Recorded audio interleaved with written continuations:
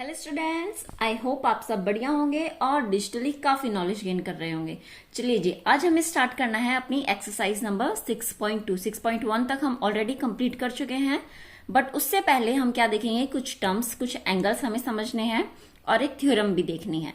देखिए जरा, आपको एक थ्योरम दिख रही होगी लिखी हुई, lines which are parallel to the same lines are parallel to each other. ठीक है, इसी तरीके की थ्योरम आपने एक 5th चैप्टर में भी पढ़ी होगी। आई होप आपने 5th चैप्टर की वीडियो देखी होगी, वो सिर्फ एक ही वीडियो है। ठीक है, 5th चैप्टर में क्या था हमारे पास कि अगर एक लाइन इस दूसरी लाइन के पैरेलल है, ठीक है, ये लाइन 1 है, ये लाइन 2 है। अगर लाइन 1 और लाइन 2 दोनों क्या है, पैरेलल या फिर हम कहें इक्वल है। ठीक है, और हमने कहा कि जो सेकेंड लाइन है ये लाइन 3rd के इक्वल है, तो क्या होता है, line 1 is equal to line 3। यही चीज पता थी हमें और इसी चीज का हमने अपने क्वेश्चन नंबर 6 में भी यूज किया है। ठीक है, अब उसी सेम से रिलेटेड हमारे पास एक थ्योरम है कि अगर लाइन पैरेलल है, मान लीजिए one line is parallel to another line और सेकेंड लाइन पैरेलल है 3rd लाइन के, तो ऑटोमेटिकली फर्स्ट लाइन भी 3rd लाइन की क्या होगी, पैरेलल होगी। या फिर अगर हम दोनों को कंबाइन करके एक थ्योरम बनाए तो क्या होती है, अगर एक लाइन सेकेंड लाइन के पैरेलल और इक्वल है, ये लाइन 1 है और लाइन 2 है। ठीक है, line 1 is parallel and equal to line 2 और लाइन 2 इक्वल एंड पैरेलल है लाइन 3 के, तो इसका मतलब क्या हुआ कि लाइन 1 और 3 दोनों आपस में पैरेलल भी होंगी और इक्वल भी होंगी। आई होप आपको ये चीज समझ में आई होगी, ये थ्योरम समझ में आई होगी। अब हम कुछ अपनी पुरानी चीजों को रिवाइज करते हैं। ठीक है, देखते हैं फटाफट। चलिए जरा, आई होप आपको ये सारी याद भी होंगी और अच्छे से आती भी होंगी, बट रिवाइज करना जरूरी है न्यू एक्सरसाइज स्टार्ट करने से पहले। तो देखिए जरा, हमारे पास है एक लाइन और ये है एक दूसरी लाइन। ठीक है, इस लाइन का नाम हमने L दिया है, इसे हमने M रखा है। अब देखिए जरा, अगर ये दो पैरेलल लाइंस हैं तो हमें पता है एक ट्रांसवर्सल लाइन भी जाती है। ठीक है, ये हमारी कैसी है, ट्रांसवर्सल लाइन है, जिसे हमने N नाम दे दिया। अब इसके बाद देखिए जरा क्या होगा, अब इसमें हमें कुछ एंगल्स के बारे में पता होना जरूरी है जो अभी आगे 6.2 में यूज होंगे। पहले हम इन सबको नाम दे देते हैं, दैट इज इसे हमने माना 1 एंगल, दिस एंगल इज 2 है and this one is 3 and this one is 4। I think ये 6th या 7th के आसपास में होगा शायद आप लोगों के। ठीक है, ये एंगल हमारे पास 5, देन दिस वन इज 6, ये वाला 7 है और ये वाला 8। एक बार फटाफट सारे एंगल्स रिवाइज कर लेते हैं और उसके बाद फटाफट अपनी एक्सरसाइज 6.2 स्टार्ट करेंगे। तो देखिए जरा, क्या आप बता सकते हैं मुझे, angle 1 is equal to angle 3 किस वजह से होगा, क्या रीजन है इसके पीछे। ये देखिए, लाइन N और L, ये दोनों लाइन कैसी हैं, इंटरसेक्टिंग लाइंस है। इसका मतलब 1 इक्वल है किसके, 3 के। इसी तरीके से 2 इक्वल होगा किसके, 4 के। ये सारा आपका पुराना ही है, रिवाइज करने के लिए है। ठीक है, देखिए 1 है 3 के इक्वल, 2 है 4 के इक्वल। इसी तरीके से देखिए जरा, 5 किसके इक्वल होगा, 7 के। एंगल 5 इक्वल होगा किसके, एंगल 7 के। और एंगल 6 इक्वल होगा एंगल 8 के। इन सब के पीछे रीजन क्या है, सिंपली कि vertically opposite angles are equal. ठीक है, आई होप आपको ये चीज समझ में आया होगा, वर्टिकली अपोजिट एंगल्स कैसे बनते हैं। ये मैंने 6th चैप्टर की फर्स्ट जो वीडियो बनाई थी उसमें किया हुआ सारी की सारी थ्योरी। ठीक है, आप चाहें तो उसे देख सकते हैं। इतना हो गया। अब देखिए, सिर्फ इतना ही नहीं है, तो सिर्फ वर्टिकली अपोजिट एंगल है, और एंगल देखते हैं जरा। अब देखिए, एंगल 1 और एंगल 6 ये भी आपस में इक्वल होते हैं। एंगल 1 इक्वल टू, देखिए अगर हम इस स्ट्रेट लाइन की बात करें तो एंगल 1 के बाद एंगल 2 है, एंगल 2 भूल जाइए। एंगल 2 के बाद आ रहा है एंगल 6। इसका मतलब अगर एंगल 1 इक्वल है एंगल 6 के, इसी तरीके से देखिए जरा, एंगल 4 है, एंगल 3 को भूल जाइए। दूसरा कौन सा है, एंगल 5। इसका मतलब एंगल 4 इक्वल होता है एंगल 5 के। ठीक है, अब दूसरे की बात करते हैं। एंगल 2 के बाद कौन सा आ रहा है, एंगल 6। एंगल 6 को भूल जाइए। फिर कौन सा आया, एंगल 7। इसका मतलब अगर हम एंगल 2 और 7 को देखें तो ये भी इक्वल होते हैं। सिमिलरली एंगल 3 के बाद एंगल 5 को भूल जाइए और एंगल 8 को देखिए, तो कितना आएगा, एंगल 3 इक्वल टू एंगल 8। इन सब एंगल को इक्वल होना किस वजह से है? सिंपली हम यहां लिखेंगे that is corresponding angles are equal. ठीक है, कॉरस्पॉन्डिंग एंगल्स आर इक्वल। जैसे इन सारे के सारे एंगल्स का हमारे पास रिवीजन हो जाएगा, उसके बाद हम अपनी एक्सरसाइज 6.2 स्टार्ट करेंगे। आई होप ये दोनों चीजें आपको समझ में आई होगी कि वर्टिकली क्या होता है और कॉरस्पॉन्डिंग क्या होता है।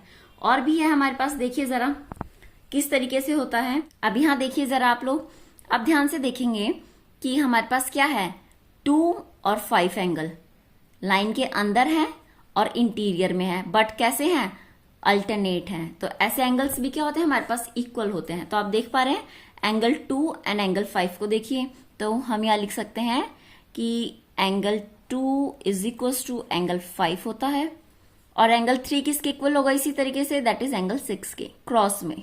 ठीक है, तो angle 3 is equal to angle 6। It means ये किस वजह से हैं, इन्हें हम लिखते हैं alternate interior angles are equal. I hope आपको सारी की सारी चीजें याद आ रही होंगी और अच्छे से रिवाइज भी हो जाएगा। ठीक है, ये भी कैसे होते हैं, हमारे इक्वल एंगल्स होते हैं। अब और देखिए जरा, जैसे 2 5 के था वैसे ही 1 किसके होगा, 8 के। ये भी आउटर में है और ये भी आउटर में, और दोनों अल्टरनेट है मतलब क्रॉस में है। इसी तरीके से 4 के साथ कौन आएगा, 7। तो हम यहां लिखेंगे कि एंगल 1 इक्वल टू है एंगल 8 के एंड एंगल 4 इक्वल होगा एंगल 7 के। ये किस वजह से है, ये भी अल्टरनेट है, बट कैसे, अल्टरनेट एक्सटीरियर एंगल्स भी इक्वल होते हैं। आई होप आपको सारे के सारे एंगल समझ आ रहे होंगे इजीली।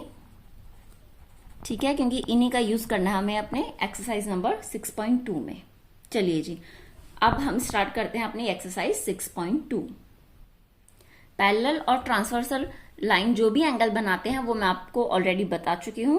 अब हम स्टार्ट करते हैं फर्स्ट क्वेश्चन बिना टाइम वेस्ट किए। देखिए जरा, सबसे पहला स्टेप क्या होता है, जो गिवन होता है हमें वही लिखना है। ठीक है, पूरा का पूरा क्वेश्चन उतारने की भी जरूरत नहीं होती है, सिंपल सिर्फ इतना लिखिए कि गिवन क्या है। गिवन है हमारे पास कि ए बी पैरेलल है किसके, सी डी के। ये साइन किसका होता है, पैरेलल का साइन होता है। ठीक है, उसके बाद इन्होंने कहा जो सी डी है वो पैरेलल है किसके, ई एफ के। तीसरी चीज हमारे पास गिवन है y/z इज इक्वल टू 3/7। ठीक है, और फटाफट हमें ये देखते हैं कि निकालना क्या है, we have to find the value of x। हमें x की वैल्यू निकालनी है।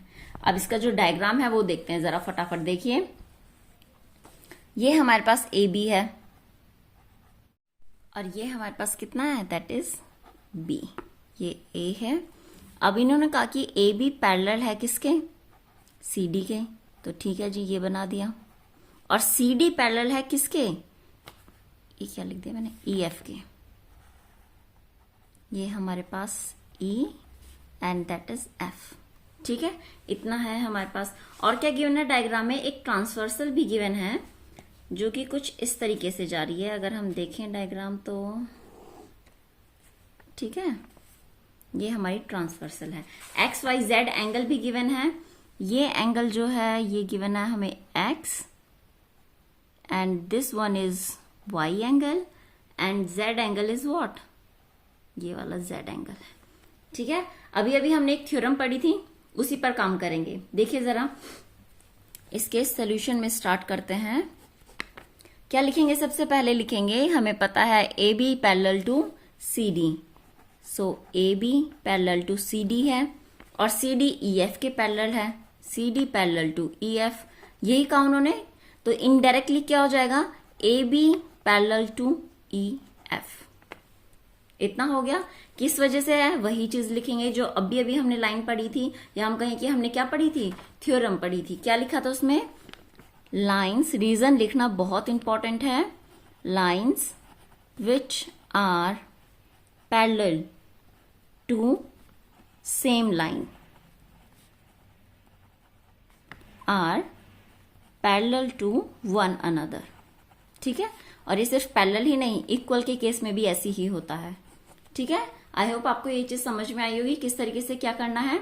अब आगे देखिए जरा, अब यहां से देखिए जरा क्या गिवन है हमें, A B is parallel to C D, ठीक है, और ये हमारी ट्रांसवर्सल लाइन है। और हमें पता है कि जैसे ही हमारे पास ये दो एंगल्स होते हैं इनका सम कितना होता है 180। शायद ये मैं पीछे वाले उसमें बताना भूल गई हूं, तो यहां हम लिख लेंगे ये चीज। क्या लिखेंगे? A B parallel to C D. Blur तो नहीं हो रही है वीडियो? ठीक है, A B parallel to C D. अगर ए बी सी डी के पैरेलल है और इस लाइन को नाम दे देते हैं एम, ठीक है, एंड एम इज ट्रांसवर्सल, और एम हमारी कैसी है? ट्रांसवर्सल लाइन है। तो हमारे पास क्या हो जाएगा? X plus Y equal to 180 degree. क्या रीजन क्या होता है इसका? सबसे इजी रीजन है कि एंगल फॉर्म्ड ऑन ट्रांसवर्सल, जो ट्रांसवर्सल पर एंगल बनता है ऑन सेम साइड इज 180, ठीक है। एंगल्स लिख देते हैं यहां पर। Angles formed on transversal on same side is 180 degree. It means ये हुआ कि देखिए ये हमारे पास सेम साइड थी, इस साइड और इस साइड। इसी तरीके से अगर कोई इधर एंगल होता या इस साइड होता उसका भी सम 180 डिग्री होता। इतना हो गया। अब यहां से आगे देखते हैं, बट हमें तो रेशियो गिवन ही नहीं है। रेशियो किसका गिवन है? z और y का गिवन है। अब एक और चीज देखिए जरा, A B is parallel to E F, ये हमने किया था, ठीक है जी। ए बी पैरेलल है ई एफ के, यहां लिखेंगे A B parallel to E F. इसे हमने यहां फर्स्ट इक्वेशन बनाकर छोड़ दिया है। ए बी अगर ई एफ के पैरेलल है तो आप मुझे बता सकते हैं क्या z और x दोनों इक्वल होंगे या नहीं? डायग्राम में देखिए जरा, ये देखिए, अगर ए बी ई एफ के पैरेलल है, बनाकर देखते हैं इसे। जो अभी अभी हमने पीछे पढ़ा, ये हमारी मान लीजिए ए बी है और ये वाली लाइन हमारी ई एफ है और ये ट्रांसवर्सल जा रही है, ठीक है। तो यहां से ये एंगल देखिए x है और इस साइड वाला ये एंगल हमारे पास क्या है? z है। तो क्या ये दोनों एंगल हमारे अल्टरनेट इंटीरियर एंगल्स नहीं बन रहे हैं? तो इसका मतलब हम यहां लिखेंगे क्या?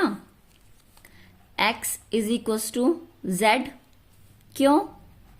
Alternate interior angles are equal, ठीक है। यहां क्या हो जाएगा? अल्टरनेट इंटीरियर एंगल्स कैसे होते हैं? इक्वल होते हैं। इन्हें बार बार लिखिए ताकि ये आपको एकदम टिप्स पर याद हो जाए।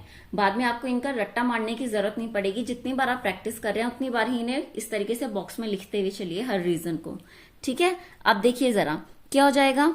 ऊपर से हमें क्या गिवन है? y ratio z is equal to 3:7, ठीक है। ये हमारे पास गिवन है। अब इसमें हम लोग क्या करेंगे? y रेशियो z की प्लेस पर x रख सकते हैं। जी हाँ बिल्कुल। इक्वल टू कितना? 3:7। ओके, अब इनका हम क्या करेंगे? y इज इक्वल टू हो जाएगा हमारे पास 3a और x इक्वल टू हो जाएगा 7a। क्योंकि यही चीज तो करते हैं, जैसे रेशियो का साइन हटाकर इक्वल टू में लाते हैं तो हमें किसी एक वेरिएबल को रखना होता है, ठीक है। x y z कुछ भी रखिए, बट ये पहले से ही थे इसलिए हमने a b रखा है। अब क्या करेंगे? पुट इन फर्स्ट, इन्हें हमें फर्स्ट में पुट करना है। x की प्लेस पर 7a, ऊपर देखिए यहां, और y की प्लेस पर 3a equal to 180 degree. It means कितना हो गया हमारे पास? That is 10a equal to 180 degree, और a इक्वल टू कितना हो जाएगा? 180 डिग्री अपॉन 10, ठीक है, क्योंकि a के साथ ही मल्टीप्लाई में था। 0 से 0 कैंसिल, तो a की वैल्यू कितनी आई? 18 डिग्री आ गई हमारे पास, ठीक है। So y is equal to, therefore y equal to कितना हो जाएगा? 3a, और a कितना है? 18। 18 3 जा 54 डिग्री एंगल y निकला, और x कितना निकलेगा हमारे पास? That is 7a। It means 7 into 18, 8 7 जा 56, 5 कैरी है, 7 जा 7, 3 10 2 12, 126 डिग्री, ठीक है। हमें यही चीज फाइंड आउट करनी थी, एंगल x, और ये हमारा आंसर आ गया। आई होप ये चीज आपको समझ में आई होगी किस तरीके से है। चाहे तो हम इसमें एक बार रिवाइज भी कर सकते हैं। ये देखिए जरा, सबसे पहले हमने क्या देखा कि हमारे पास ए बी पैरेलल है सी डी के और सी डी पैरेलल है ई एफ के। इसका मतलब ये हुआ ए बी पैरेलल हो जाएगी ई एफ के। एक्स और जेड दोनों अल्टरनेट इंटीरियर एंगल्स थे, तो यहाँ पर जेड की प्लेस पर हमने एक्स रख दिया।